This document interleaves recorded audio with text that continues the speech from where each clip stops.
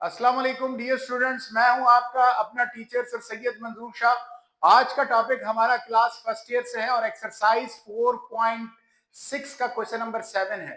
Now dear students, आज का जो सवाल है वो क्वेश्चन नंबर 7 में क्या कहता है कि द एएम यानी कि arithmetic mean between two numbers is 5 and their positive GM is 4 और इसका जो पॉजिटिव ज्योमेट्रिक मीन है वो 4 है।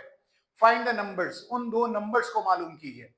डियर स्टूडेंट्स, इसका बिल्कुल रिजल्टेंट क्वेश्चन जो है वो किसी एक्सरसाइज का क्वेश्चन नंबर 3 जो कि हम लोग कर चुके हैं, आपके पास प्ले लिस्ट में आ रहा होगा, फर्स्ट ईयर के प्ले लिस्ट में आ रहा होगा, तो आप वहां पे देख सकते हैं। नाउ डियर स्टूडेंट्स, इस सवाल को अप्रोच करते हैं। सबसे पहले हमने क्या किया, सोल्यूशन लिखा। लेट टू नंबर्स, ये जो दो नंबर्स है फर्ज करें वो हमारे पास ए और बी है। Now dear students, arithmetic mean जो है वो 5 है, जबकि ज्योमेट्रिक मीन जो है वो हमारे पास क्या है, 4 है। नाउ डियर स्टूडेंट्स, हमारे पास ज्योमेट्रिक अरिथमेटिक मीन का जो फॉर्मूला है वो A plus B single arithmetic mean का।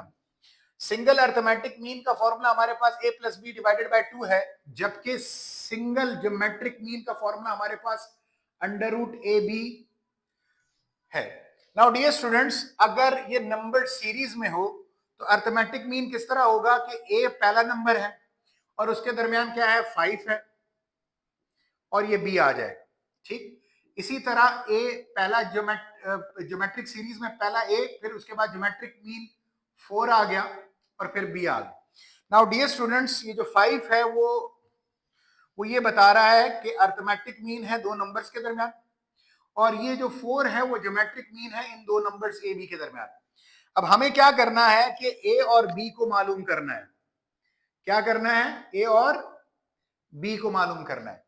तो डियर स्टूडेंट, सबसे पहले क्या करेंगे, इस अरिथमेटिक मीन की जगह 5 पुट किया, A plus B divided by 2 आ गया।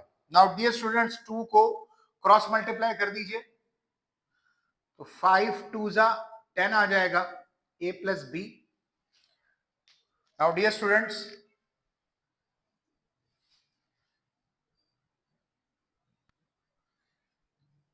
टेन लिखा आपने is equal to a plus B.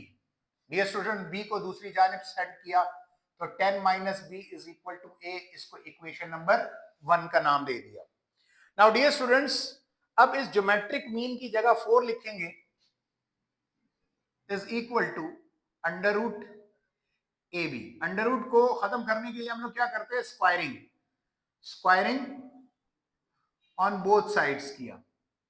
Now dear students, squaring on both sides करने के बाद अंडर रूट जो है वो हमारे पास क्या हो जाएगा, कैंसिल हो जाएगा स्क्वायर से, जबकि 4 का स्क्वायर 16 आ जाएगा, a इंटू बी आ जाएगा। इसको इक्वेशन नंबर 2 कहते हैं। नाउ डियर स्टूडेंट्स, अब इस इक्वेशन 2 में a की जो वैल्यू हमने इक्वेशन 1 में निकाली है उसको हम पुट कर देंगे।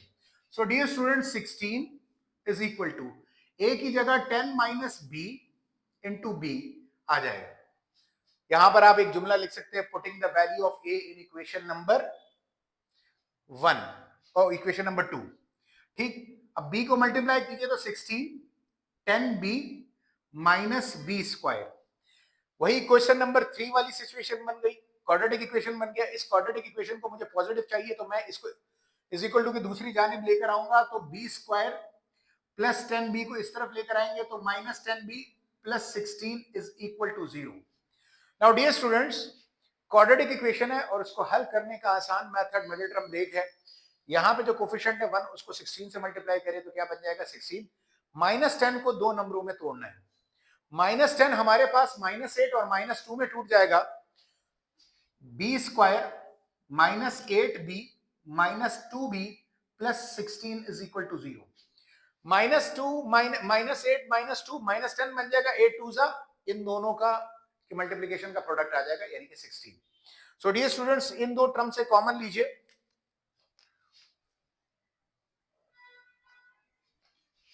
b को कॉमन लीजिए तो b माइनस 8 बच जाएगा, -2 को कॉमन लीजिए तो b माइनस 8 बच जाएगा। ये दोनों ब्रैकेट का सेम होना लाजिम है मिडिल टर्म की के नतीजे में जब हम कॉमन लेते हैं। तो इन दोनों ब्रैकेट को बाहर लीजिए कॉमन, तो b माइनस 8 बच जाएगा और अंदर क्या बच जाएगा, b माइनस 2। डियर स्टूडेंट्स, ये दो ब्रैकेट मल्टीप्लाई हो रहे हैं और दो नंबर्स को जाहिर करते हैं, और दो नंबर्स कभी भी एक साथ जीरो के बराबर नहीं हो सकते जब मल्टीप्लाई हो रहे हो। फिर क्या करेंगे, अलग अलग जीरो के बराबर रखेंगे। So b minus 2 is equal to 0 और b minus 8 is equal to 0। तो a b की जो वैल्यू है वो एक 8 आ गई और b की जो दूसरी वैल्यू है वो क्या आ जाएगी, 2 आ जाएगी। नाउ डियर स्टूडेंट्स, अब हम क्या करेंगे, a की वैल्यू हमने मालूम करनी है। चूंकि b के हमारे पास दो वैल्यूज आई है, तो डियर स्टूडेंट्स a की भी दो वैल्यूज आएंगी हमारे पास। तो हमारे पास जो आंसर की पॉसिबिलिटी बनेगी वो दो आंसर्स बनेंगे, जिसमें a की भी दो वैल्यूज और b की भी दो वैल्यूज। सो मैंने क्या किया, putting the values of b इन इक्वेशन नंबर 1। इक्वेशन नंबर 1 में b की वैल्यू 8 है, so 10 minus 8 is equal to a। So dear students, a मेरे पास क्या आ गया, 2 आया। जब b के का आंसर 8 हो तो a की वैल्यू क्या आएगी, a की वैल्यू 2 आएगी। इसी तरह b की वैल्यू हमने क्या किया, 2 ली जो कि हमारे पास आई थी, और इसी इक्वेशन नंबर 1 में पुट किया 10 minus 2 is equal to a। तो डियर स्टूडेंट्स, a का आंसर क्या बन गया, 8। Now dear students, answer number 1 में हमारे पास a की वैल्यू अगर 2 होगी तो b की वैल्यू क्या है, 8। और इसी तरह a की वैल्यू अगर 8 है तो b की वैल्यू क्या होगी, 2। सो डियर स्टूडेंट्स, ये हमारे पास आंसर है। अगर हम देखना चाहें कि हमारा आंसर सही आया तो इसकी वेरिफिकेशन है। वेरिफिकेशन में हमारे पास ये फॉर्मूला है, वेरिफिकेशन आपके पास यहाँ पे बोर्ड पे भी आ रही है और मैं यहाँ पे भी करवा रहा हूँ। अर्थमेटिक मीन में a की जगह आप 2 पुट करें और b की जगह आप क्या पुट करें, 8।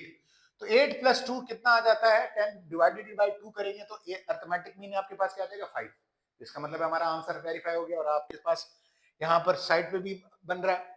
इसी तरह अगर a की वैल्यू मैं 2 पुट करूं और b की वैल्यू मैं 8 पुट कर दूं तो 2 8 16, 16 किसका स्क्वायर है, हमारे पास 4 का स्क्वायर है। स्क्वायर अंडर रूट कैंसिल होके ज्योमेट्रिक मीन क्या आ जाएगा, 4। अब उन्होंने कहा पॉजिटिव जीएम, तो पॉजिटिव जीएम यानी कि आप माइनस, जब भी अंडर रूट हमारे पास हटता है तो एक प्लस एक माइनस की वैल्यू आती है, तो आप उसकी पॉजिटिव वैल्यू ले ले, तो ये भी वेरीफाई हो गया और आपके पास यहाँ पर स्क्रीन पे भी आ गया। सो डियर स्टूडेंट्स, ये पूरा सवाल आप देख सकते हैं। उम्मीद करता हूं कि इस सवाल को आपने बहुत ही बेहतरीन तौर पर ज़हन-नशीन कर लिया होगा। इस किस्म की मजीद वीडियोस को देखने के लिए हमारे चैनल को लाइक और सब्सक्राइब कीजिए और बेल के आइकन को दबाना मत भूलिएगा। अस्सलाम वालेकुम व रहमतुल्लाहि व बरकातहू।